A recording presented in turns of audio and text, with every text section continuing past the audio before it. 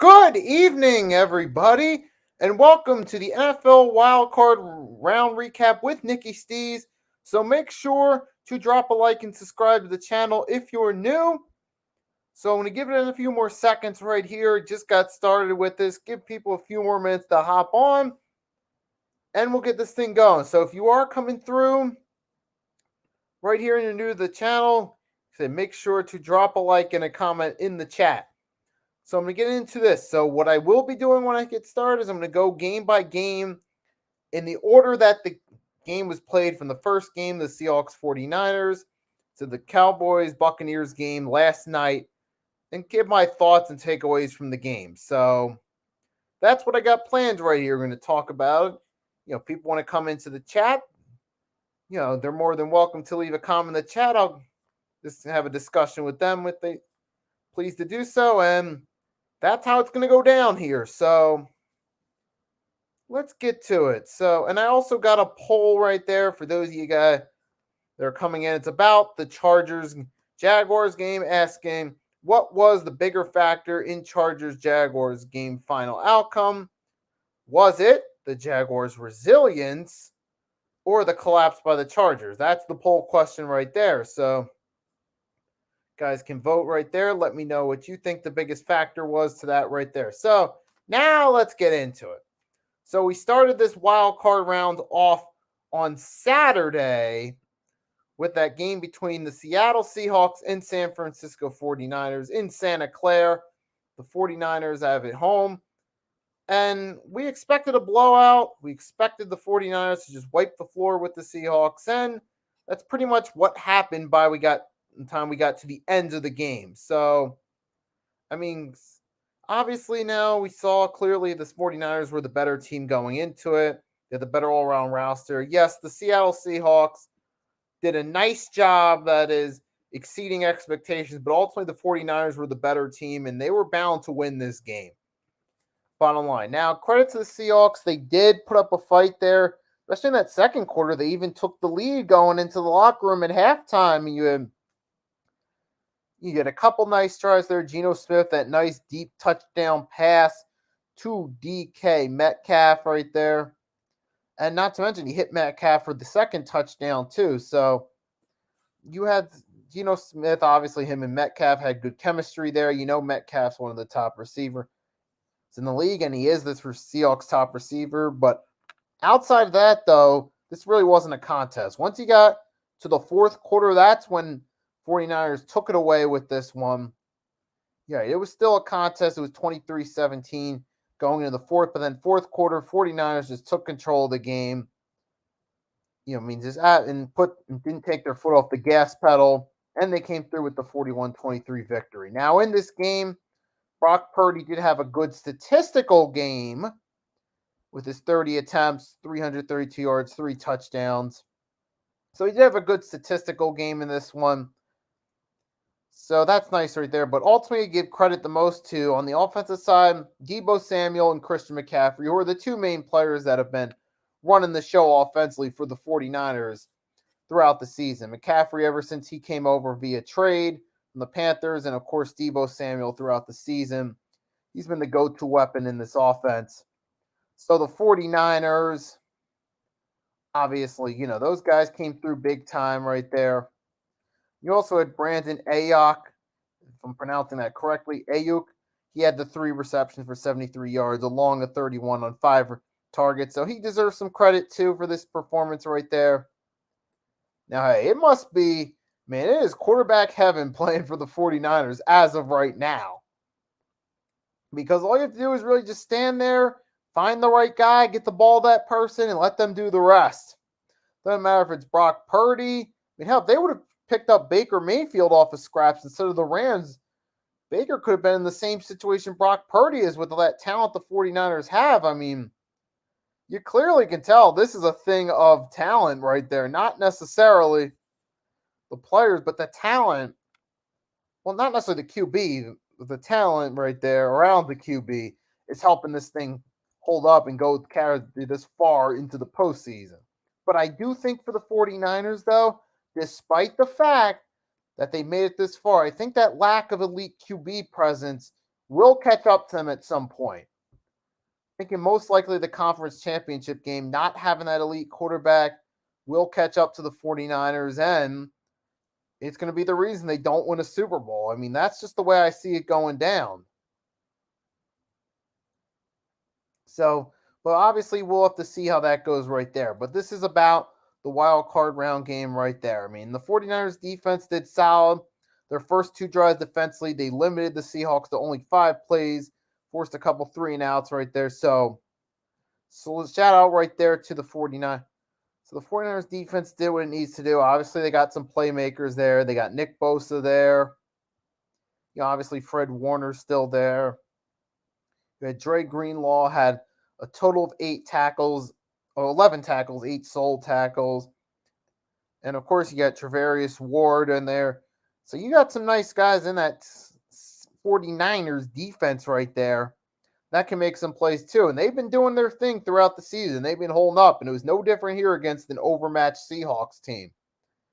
I mean, the Seahawks, obviously, despite their success during the regular season offensively, let's face it, you knew that it was going to catch up to them. And let's face it, the Seahawks, yes, we give them props because they exceed expectations. We were thinking they're going to be at best 5-6 win team at most.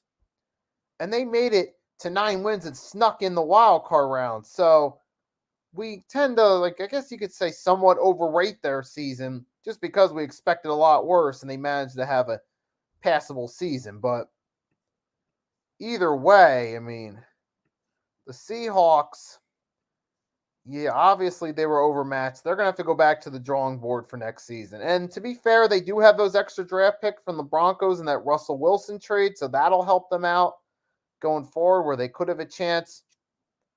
So they could definitely do something with it going forward. They could take the momentum of exceeding expectations and carry that over next year. But that's another subject for another video or another live stream. But for this one, though, clearly the 49ers were the better team. This is exactly what you expected from them, to come out there, take care of business against the Seahawks, and keep it going to the divisional round, which they will against the Dallas Cowboys in a rematch from last year's wild card round game. But this time around, the 49ers are the home team. And I'm thinking that's going to be a repeat in terms of the game result right there of this contest, where the 49ers will win. But for now, congrats to the 49ers. Impressive performance right there with Kyle Shanahan, Deebo Samuel and company. They did their thing right there. So shout out to them. And to the Seattle Seahawks, hey, give credit where credit's due. You made it as far as you were going to get it. But ultimately, that's where the fair Cinderella story comes to an end. So now, moving on to the night game on Saturday night. This is going to be the interesting one to talk about right here. And that's even the one that I have a poll question about, asking you guys what you feel was the bigger factor in the outcome of this game. Was it the Chargers' collapse, or was it the Jaguars' resilience? So if you guys are coming in, you can vote on that poll. Give me your opinion, what you think was the main factor that played a role in the Jaguars' second half comeback. I almost combined the Jaguars and Chargers name there. We call them the Chargers. But, okay, moving right along, let's get into it. So, I mean, let's see. So, we started off this game. At the end of the first quarter, 17-0 Chargers. You were thinking this was going to be a blowout. This was going to be the Jaguars' karma, I guess you will, for 62-7 back in the 1999 season, Dan Marino's final game. That's what it looked like it might be after that first quarter. I mean, Trevor Lawrence looked awful in the first half. Awful. 4 interceptions in the half. He was one shy of throwing just as many picks as Nathan Peterman threw in his first ever NFL start. That's how bad Trevor Lawrence was. Not to mention, Chris Claybrooks fumbled, and the Chargers recovered the fumble. I mean, just absolutely were terrible. And you're thinking this game is going to be a blowout. I mean, Jaguars made it this far, but now they had to step up and play a real team or a halfway or a good team. This is what they get. That's what it looked like. Even with the Chargers being a bad second half team, it didn't seem like they were going to blow it. But then again, as I was thinking about it, it was kind of like, this is the Chargers. They do have a habit of blowing it. There's a reason I did pick the Jaguars in my picks, but I just don't know if this is going to be that game right there. 27-7 at the half. I know it's the Chargers, but I don't think this one's they're going to blow. I don't think they're going to blow this one. That was the mentality I had at halftime.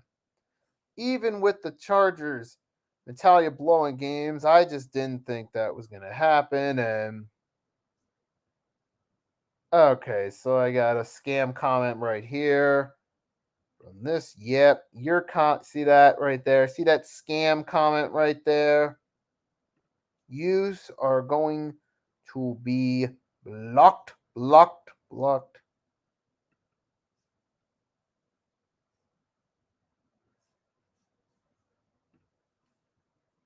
Give me a second right here. I'm going to go delete. Oh, I can't do it through my StreamYard. I should. Oh, give me a second. So I'll be. But yeah, like I was saying, going into halftime, the mentality was this team isn't going anywhere. But then the second half came. Oh boy, did the second half come. It came in a big way. So in the second half, it was all of a sudden the Jaguars caught life in the second half. And Trevor Lawrence, I don't know what happened. I don't know what Doug Peterson said to him. I don't know what happened, but somehow Trevor Lawrence was able to bounce back from 4 interceptions. And even if it was a collapsing Chargers team, throwing 4 interceptions in the first half of a playoff game and still being able to redeem yourself, throw 4 TDs and help lead your team to a comeback win, that is impressive no matter the circumstances. Even if, I emphasize again, even if it was against a team that completely collapsed in the second half, that's still impressive turnaround right there. And credit to Doug Peterson, credit to the Jaguars for still believing in themselves enough to at least make a comeback. And Trevor Lawrence, his confidence could have been completely shot going into the second half, and the team could have completely prolapsed figuratively further. I mean, that could have happened, but nope. They still had some confidence to come through, do what they had to do, and get that W right there. So I got to give them credit for being able to pull it off, man, because I didn't think it was going to happen. A lot of people would have given, a lot of teams would have given up, but they at least did it, collapsing team or not. So I still at least got to give the Jaguars credit right here. Trevor Lawrence was slinging the ball around like a former number 1 draft pick should be. And throughout the season, too, not just in this game, you could see as the season went along, Trevor Lawrence was he started to find his rhythm as the season went along. He was starting to show that, hey, this guy can maybe do it at this level a little bit. Now he no longer has Urban Meyer there, basically bringing him down, sabotage development. Now he has a coach that actually knows how to rally behind a quarterback in Doug Peterson. You could see he started to show some of his potential. He started making the throws he's supposed to make at the NFL level. Now, will he be the guy long-term that pans out? That question remains, but he at least has some potential, and there is some promise for him going forward. And then they also give credit to Travis Etienne, too. He took 20 carries. He got over 109 yards. He also made that version on 4th and 1 late in the game to set up the game-winning field goal on the final play. So give credit to Travis Etienne, too, on the run game. I mean, considering the situation Etienne was drafted into where Urban Meyer admitted after drafting him that really wasn't the main guy he wanted. Yeah, great way to get the morale up for a new player, but Travis Etienne, he's overcome that too. He's actually becoming a valuable piece to this team. So got to give credit to, though, too, definitely to Doug Peterson. You had guys like Trevor Lawrence, he got the ball around to Christian Kirk, Evan Ingram, Zay Jones. I mean, at first, some of these signs from the Jaguars, it was just like, oh, they're just going for. I even said myself back in last year's free agency, they're going for like good number 2 or 3 options that aren't going to get number 1, that aren't going to get big money. That's what I said back in March, and that's what the Jaguars are doing. And yeah, I do. But ultimately, you look at it now, they were clearly building up the foundation for this offense. Try to give Trevor Lawrence some reliable weapons. I mean, they knew they had they had to do to improve as a team, so they figured, hey, let's use free agency to invest in receivers, get some of these guys money that they never thought they would get, so they can sign with us, and that's what they did. They were able to get guys like Ingram and Christian Kirk and Zay Jones to sign with them. And that's also a contributing factor. So credit, and the Jaguars, hey, they rallied from behind, sure, collapsing team, but they still had to rally themselves. And they will move on to the divisional round against Kansas City. Now, I personally think that's where the Cinderella run ends next week against the Chiefs. But, hey, it's a nice run. And plus, being that Doug Peterson helped the Eagles win a Super Bowl, now I'm an Eagles fan. I have some bias there for Doug Peterson a little bit. Still have a little bit of a soft spot for him, even though he's no longer the Eagles coach. But now I got to talk about the Chargers, though. I mean, yes, I gave credit to the Jaguars, but on the flip side, I got to talk about the Chargers. Oh, my gosh. How does this happen? Year after year after year, no matter what they do, no matter what they invest in, even if it seems like it's their year to finally step up, something always gets them. Last year, we thought it was their year they were going to take that next step to being a playoff team. They fell apart late in the season, lost in overtime to the Raiders, missed the playoffs, Raiders got in. Plus, you also had a decision by Staley to call that timeout when the Raiders were initially set on playing for the tie, which would have got both teams in the playoffs. But then they upgraded. J.C. Jackson, Asante Samuel Jr., Khalil Mack. This year, the defense should be better. And they managed to win one more game and get into the playoffs. But let's be honest, too. Some of those games they were winning, though, were against teams like the Browns, the Texans, the Colts. And even some of those games they won, the second half was a little shaky for them. A little shaky. So even then, you could see, going into this, I was thinking, yeah, they made the playoffs. Congrats. But you could see throughout the season they had their flaws, especially in games like the 2 Kansas City games. The first time against the Raiders when they lost. You could see there were holes in this team, and you knew they was going to get exposed in the playoffs. That's why I was picking the Jaguars based on their momentum going into this game. And I didn't think it was going to go down like that with an epic collapse. I thought the Jaguars had a chance of winning, but I didn't think it was going to go down that way. I don't think anyone thought it was going to go down that way. Even if you had the Jaguars, it's just one of those things you just thought. You didn't think anything like that. I mean, but obviously it can happen. I mean, for the Chargers, for Justin Herbert, it's like he's a good QB, but is he truly elite QB? I just don't see it. I mean, yeah, he's done a pretty good job carrying this team to the playoffs, but is he truly that good dude? That true franchise guy like an Aaron Rodgers, a Tom Brady, a Peyton Manning, or currently a Patrick Mahomes? Is he that guy? No, he's not that level QB. He's not.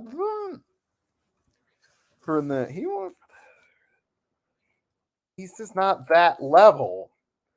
I mean, he's still a pretty good quarterback, but I mean, with the whole collapse right here, I got to put this on the team right here. I don't put this just on, like one side of the ball. The whole team collapsed in the second half. They only scored a total of 3 points in the second half. 3 total points. That's it. And yes, I know that kick by Cameron Dicker. Dicker the kicker. Remember him from the Cardinals game for the Eagles. But guess what? He still missed that one. Yeah, he missed that one field goal that maybe could have won them the game. The reason I say maybe is because if they say they make that field goal, right?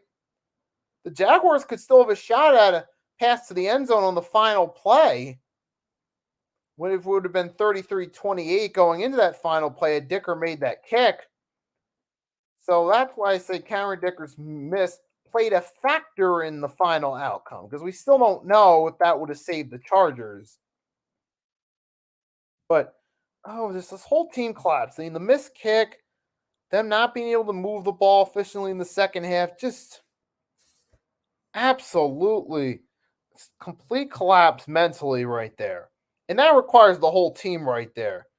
How do you go there and not able to capitalize at all? I mean, let's go through the Chargers drives here in the second half and see what the results were. So I got this on my screen right now.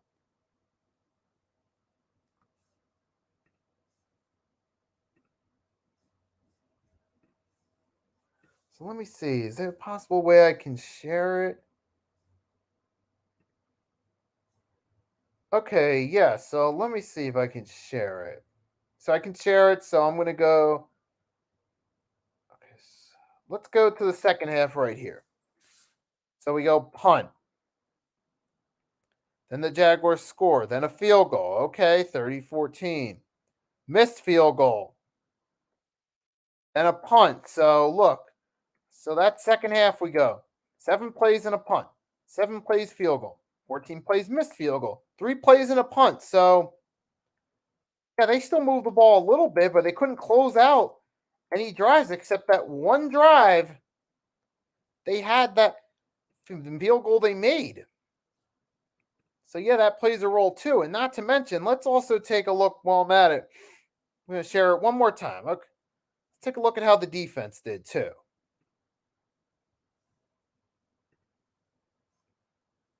Okay, let's take a look. So 14 plays they gave up on that touchdown. And then they gave up 5 plays on that touchdown, make it 30-20. And they gave up 9 plays. There in that final drive, they gave up 10 plays. So the defense was letting the Jaguars get in some long drives right there. So, I mean, this is just a complete and epic collapse by the team right here. I mean, it was mainly the defense, but still just an embarrassing collapse. And now all of a sudden, it's that knee-jerk in the moment reaction of, oh, maybe they should fire Staley and bring in Sean Payton. Even if they do fire Brandon Staley and decide he has his flaws, guess what? Sean Payton had a lot of times he collapsed in the playoffs too. So what makes you think it's going to be that much better? I mean, that just really ask yourselves that question. And for the Chargers, I just feel like they're cursed. I don't know. Even if they do get a new coach, is it really going to be that much better for them? 1 second. I'm going to have a sip of water.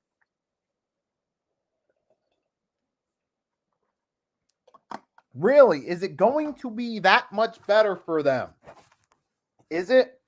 I mean, that's the question I ask myself, because I mean, I don't know what it really is with this team that caused them to do this time and time again. So I can't answer that question of what the Chargers should do, except they embarrass themselves again. So that's all I really got to say about that right there. So Charger, you just flamed out again and once again embarrassed yourself. And Jaguars, congrats on keeping the Cinderella run going one more week. But I think Kansas City, that's where you meet your match. So now we're going to move on to the Sunday afternoon game. The first game between the Buffalo Bills and Miami Dolphins. Now, on paper, this should have been a complete blowout right here. I mean, we all predicted the Bills to win, and they did win. But obviously, it was a lot tougher than it should have been. Dolphins put up a better fight than it needed to be. I mean, and part of that was because of sloppy play from the Bills on offense. That was part of it right there. I mean, but yes, Josh Allen did throw 3 touchdowns. We also threw 2 picks, and he fumbled 3 times, lost 1 fumble right there. So that's just in most cases, that's a recipe for a loss right there. That type of poor play. They got lucky they were playing the Miami Dolphins. And even though the Bills won, I'm critiquing the Bills as if they lost this game, along with a lot of other people, because I mean, really, it felt more like a fluke win for them than it did a statement win. Because you think on paper, oh, a Dolphins team that collapsed and snuck in the playoffs last week, having to start Skylar Thompson a playoff game? Playoffs? You think this team on paper would just be waiting to get their tails whooped, but somehow, but they got lucky enough to even make it a game. I mean, if you're the Miami Dolphins, or if any Dolphins fans catch this at all, would be live or on the replay. You know what? Your team's lucky your team even made it a competitive game against the Buffalo Bills. You guys are lucky, because your team should have got blown out in this one, and the Bills should have played much better offensively. Because what I'm going to do now is I'm going to take a look drive by drive, and let's see what Miami's follow-up drives to the turnovers were. So let's take a look right here at this.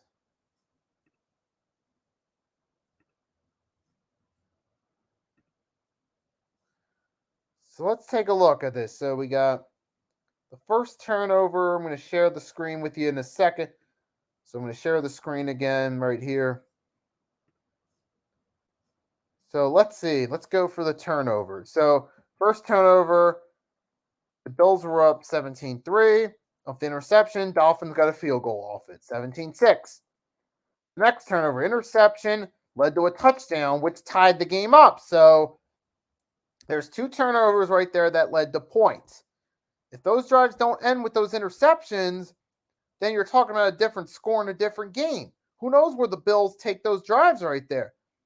Maybe they get a touchdown or a field goal out of one or both of those drives, maybe, if it weren't for those interceptions. But let's go to the fumble turnover. See, is that touchdown? Let's take a look. Where is it? The fumble that they lost. Where is it? I'm looking for it to see what the result of that one was. I've made my point. You guys get the point. Let's just move on. The point being, though, is those two interceptions could have completely changed the outcome of the game if they weren't thrown. The Bills could have won more decisively, possibly scoring even more points. So that means you would take away 10 points from the Dolphins, which gives them at most 21 if you take away those two picks, and possibly more points for the Bills, which makes it a blowout if that were to happen. But it didn't happen, so the Dolphins can thank sloppy play from the Bills for them making this a one field goal final score. That right there. So if anything, it says more right there. I think it says more about the Bills than it does the Dolphins. And if the Buffalo Bills are going to go in next week against the Bengals, they are going to have to stop on the mistakes, and Josh Allen's going to have to play better. And we've seen it at times through the regular season where, despite the Bills' record, there have been games where Josh Allen's played real sloppy, either gotten bailed out or it's cost the team the game. You saw against Minnesota, there were some sloppy moments from him there. That played a factor in the outcome of that one. So, man, Josh Allen, if he's really going to be that face of the franchise dude, he's got to slow it down with the mistakes. Now, is he a good QB? Absolutely. Is he the best QB of the Bills post Jim Kelly? Absolutely. But he's got to stop with the mistakes if he's truly going to be on Patrick Mahomes' level. That's what I feel right there. He's got to do, obviously.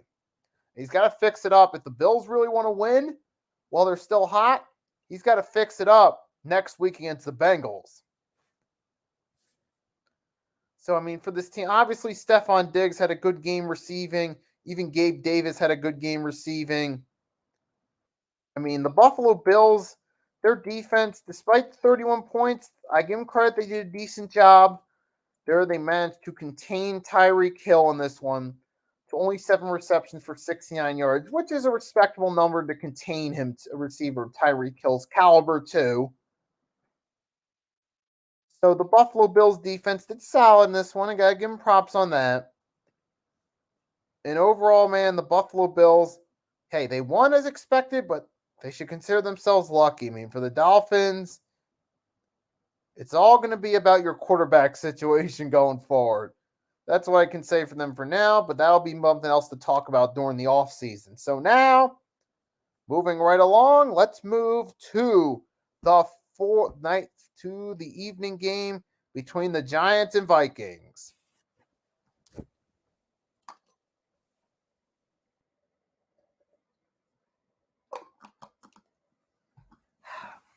Okay, obviously this is going to be an interesting one to talk about right there.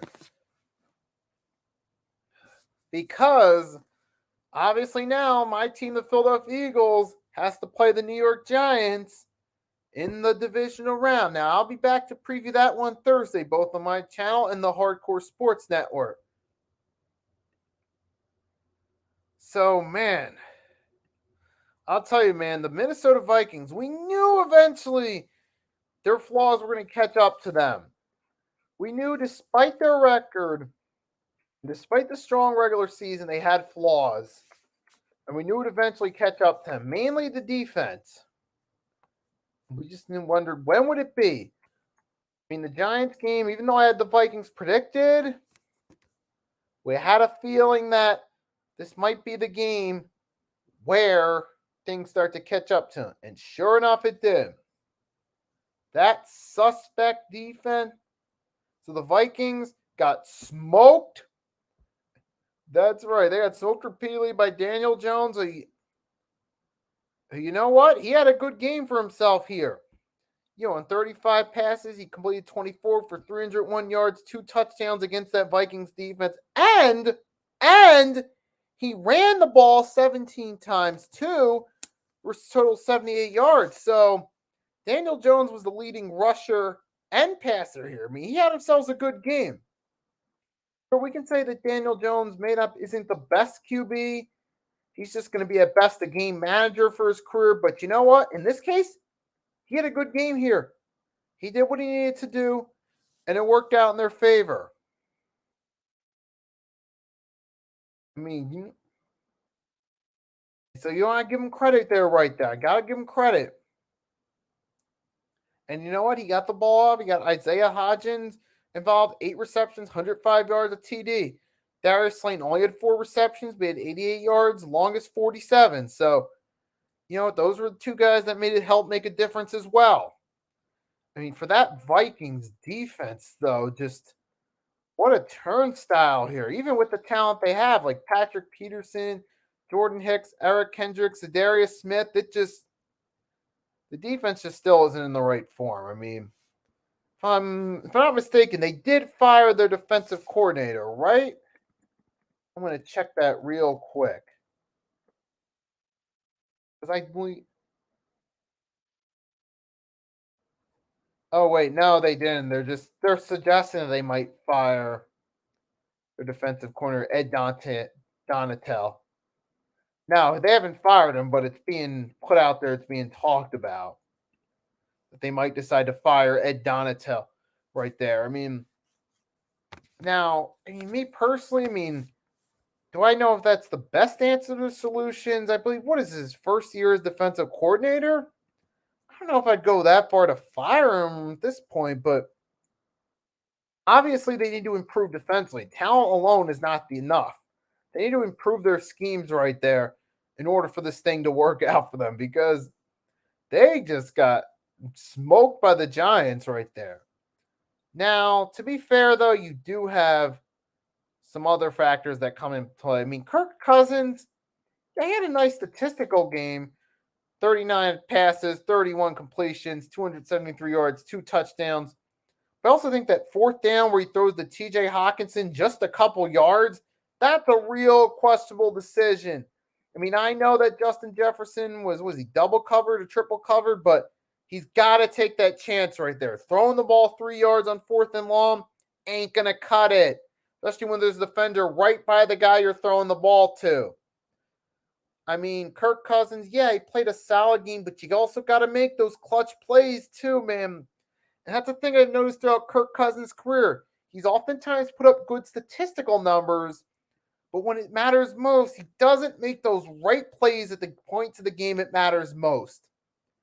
And that's the thing that separates a pretty good quarterback from a good to elite quarterback. And that's the thing that prevents Kirk Cousins from truly being a top quarterback right there. Yes, he can play good and he has some good games, but it's that decision making in the clutch that plays a factor in Cousins throughout his career, man. His decision making in the clutch has been, to put it nicely, suspect throughout his career. That was one decision I do got to put on Cousins, though, too. And Dalvin Cook, man, I got to give the Giants defense credit. They were able to contain him in this one. 15 carries, only 60 yards. The Giants get some credit for containing Dalvin Cook right there. You had guys like, you had Xavier, McKinney, Jalen Smith, Adoree Jackson, all were making some tackles right there. McKinney made 8, Smith and Jackson made 7 tackles. So they were getting on there, making some plays right there. They did enough to contain the Vikings throughout this. And now this was a high-scoring matchup, of course. Both teams went out there, played a good game, but the Giants, man, they got the better of in the end. The team with the better discipline structure in this game, in this case, the Giants won. And I'm going to be real with you.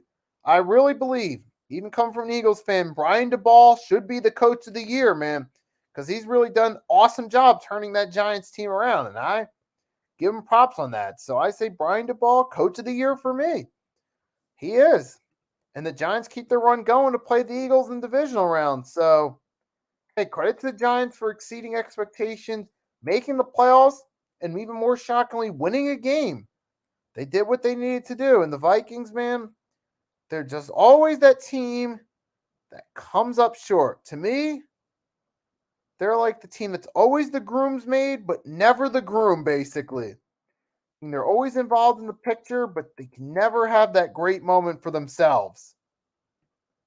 That's kind of what it feels like to me. So now, moving on to the night game. So the Bengals and Ravens, going to keep this one a little bit shorter right here. So the Bengals and we expected the Cincinnati Bengals to win. They did just that. Joe Burrow, hey, he was good enough in this one. It was 32 passes for 23 completions, 209 yards. Hey, Jamar Chase was his main target, 9 receptions, 84 yards, and a touchdown. I mean, obviously, the Ravens, hey, they put up a fight. Their defense did a decent job keeping them in this game. Tyler Huntley, you know what I think it is with Tyler Huntley? I know it's when he has to fill in for Lamar. He'll play solid, but never good enough to win. But now I think it's the talent around Tyler Huntley that helps make the games he plays competitive. Because I noticed it last year, too, when they played against teams like the Rams and the Packers last season. They would put up a fight, they'd make it a competitive game, but they couldn't come through and close the deal. They couldn't do that. And that's what I saw here with Tyler Huntley. I mean, he'll play solid at times, but he's not the guy that's going to lead you in clutch situations. He's not. He's a decent backup, but it's not the guy you're going to win with.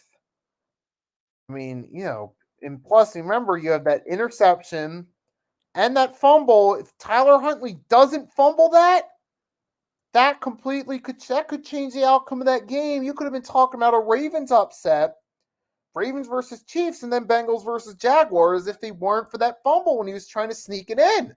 But he fumbled it, goes the other way for a touchdown, and that changes the outcome of the game. So, yeah, Tyler Huntley, that's a play that falls on him right there.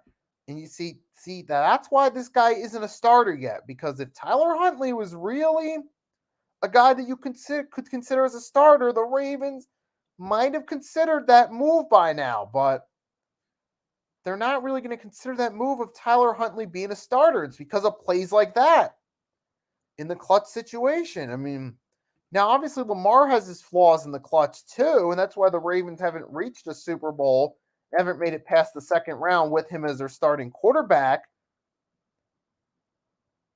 But Tyler Huntley, he's kind of like a watered-down Lamar Jackson to me. I mean, he's a decent backup, but that's all I see in him. And the Bengals, man, hey, they moved on as expected to, so I don't want to take away from them. I got to give the Cincinnati Bengals props here. Joe Burrow, hey, he's the face of that franchise, man. Give him props where props is due. I mean, Jamar Chase, at first I thought that was a little bit of insane reach because at the time my perspective is, hey, they need an offensive line to protect Burrow. I know he's got chemistry with Chase, but I don't know if this is the best move, but obviously it's working out, and I was wrong. So I give those guys credit right there. I mean, they're doing what they can do. Even Joe Mixon, when he's on, he helps out too. And this game wasn't really that efficient. But you know what? Hey, the Bengals did what they needed to do. They got to win. Now they go on to play the Bills, and this time around should definitely be a great game this time around. So credit to the Cincinnati Bengals for the win. And the Baltimore Ravens, you guys are at a crossroads right here. Do you change helms at the head coach? What do you do with Lamar Jackson? Do you let him walk? Do you have a backup plan in mind? Do you try to go for Derek Carr? Maybe try to tailor the offensive play calling back to a similar style as Flacco because Carr's style is similar to Flacco. Maybe that's something they do going forward, but that's another video for another time. In the meantime, Bengals get the win. They move on. Now, let's talk about last night's game. Dallas Cowboys, Tampa Bay Buccaneers. I expected the Cowboys to win this game. I did. Some people were still a bit like, I don't know, it's playoff Tom Brady. You can't count him out. It's the playoffs. Yes, that is true. But this was the first time I ever could confidently bet against Tom Brady. Like, even in past instances, even 2 years ago when they were playing the Saints in the playoffs, in Drew Brees' final game, it was like, oh, the Saints got their number. I'm like, okay, the regular season they had their number, but it's playoff time. It's a different story. You know what Tom Brady does in these situations. Even the game against the Packers, some people were picking the Packers. I'm like, wait a minute. It's Tom Brady. And, but so point is, even in recent years, even that Rams game, I still thought the Bucs could pull it out. But the Rams were able to come through, milk the clock down to the right point, kick that field goal. But point is, even the past couple years in playoff games, I was picking the Bucs. But this is the first time I confidently said going into it and thought, you know what? I just don't see it happening. You know why? Brady wasn't making the plays we're used to him making throughout the season. He looked like, for the first time in his career, looked like Father Time finally called his number. And the only reason the Bucs were in the playoffs, let's face it, is because they're in a terrible NFC South. They won 5 of their 8 games against that division. Am I right? I mean, if I'm wrong, you can correct me in the chat, but pretty sure that's right there. 8 wins, 5 wins against the division. So they got a ton of help from that right there. If they'd been in a better division, trust me, you'd have been talking about Tom Brady starting a whole season and the team he played for missing the playoffs with a losing record. And yes, they did have a losing record at 8-9, but this was the first time they missed the playoff. It would have been the first time they missed the playoffs. It was in another division. They still found a way to weasel their way into the playoffs. But that's what happened there. So the Cowboys, obviously they were the better team throughout the season. Even it was clearly 2 different teams from the first time they played. And that's what happened. Dak had himself a nice game against that Tampa Bay team. 33 completions, 33 attempts, 25 completions, 4 touchdown passes right there. So he had a nice game here. Tony Pollard, obviously, he's a good back for them. Good number 2 back. Now, obviously, he plays better than Zeke, but because Zeke's got that big contract, they feel like they got to give him, give him enough snaps to keep him satisfied so they can feel like they're getting their return on that money. But obviously, clearly, Tony Pollard's the better back at this point. But even then, he got 15 carries. Zeke got 13. Pollard outperformed him, 77 total yards. I mean, they have some good weapons there on offense, though. Dalton Schultz, CeeDee Lamb, Michael Gallup, and those guys. I mean, this Cowboys team is a good team, man. Do I think they're Super Bowl contenders? No. But they are a good team, and they were clearly the better team in this one. And clearly the better team won here. It's clearly the case. In the Cowboys, this was a good performance, even on the defensive side of the ball, as expected. Minus one little, what do I say? One little problem at the foot, I guess you could say. That's the one bad thing the Cowboys had from this game was that one little thing at the foot right there. What was he? 1-for-5 here with extra points? Is that? I mean, Jesus Christ. Yep, 1-for-5 with extra points. That's right. So, I mean, just absolutely ridiculous. I mean, if any of you guys watch this know who Lynn Elliott is, if you don't know, Google, look him up. He was a kicker for the Kansas City Chiefs in the 90s. You can look him up in the playoffs and see how he pretty much kicked his way out of the NFL with several missed field goals in that game that played a difference. So I jokingly said that Brett Maher turned into Lynn Elliott last night because he was terrible kicking. I mean, I'm pretty sure even any reasonable Cowboys fan, that's the one thing they're going to say negative right there. I mean, he just got lucky. His team was doing really good and they were against a bad team. Matter of fact, Jerry Jones even tweeted out during the game, if there's anyone in the stands who can kick, I got you a jersey. I mean, look, I have to admit, that was a funny tweet, but outside of that, though, seriously, Cowboys are a good team, but I think the 49ers will be where they meet their matchup. That's my opinion right there. We'll have to see what happens with that game right there, though. But yeah, this is a wild card round recap. So I decided to recap the wild card round right here. So to those that came in, thank you for coming in. Thank you for coming in, supporting the stream. You guys are the reason I do this, whether you came in for the full stream or whether you came in just for a few minutes.